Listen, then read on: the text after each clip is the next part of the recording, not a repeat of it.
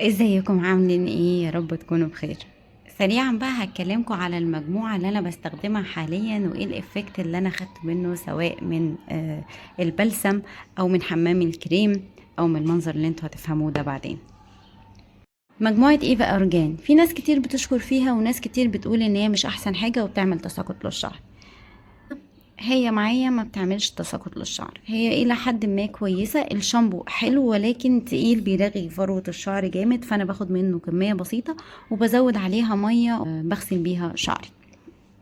البلسم بصوا المنظر انا عامله فيه ايه، من كتر ما هو تحفه معايا، بيطر شعري بطريقه مش طبيعيه، حلو جدا جدا جدا.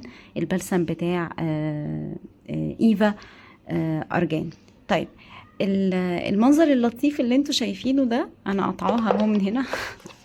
طب انا قطعاها ليه؟ انا كان عندي ازمه ان في هنا كريم انا مش عارفه اخده. الكريم ده حلو قوي قوي قوي قوي. الناس بقى اللي هتقول ايه البخل ده وايه اللي مش عارفه ايه وكده، يعني انا حبيت ان انا استفيد بالجزء اللي كان موجود هنا، فقصيتها من فوق و عملت كبس كده عشان خاطر الكريم اللي جوه ما ينشفش.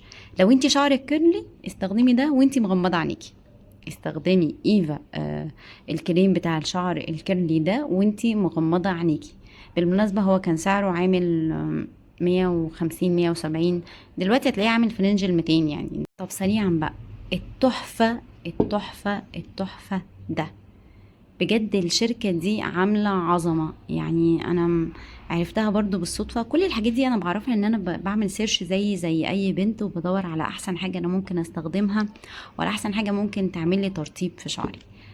بصوا أنا مستخدمة منه قد إيه. آه، خلاص ده قرب يخلص يعني.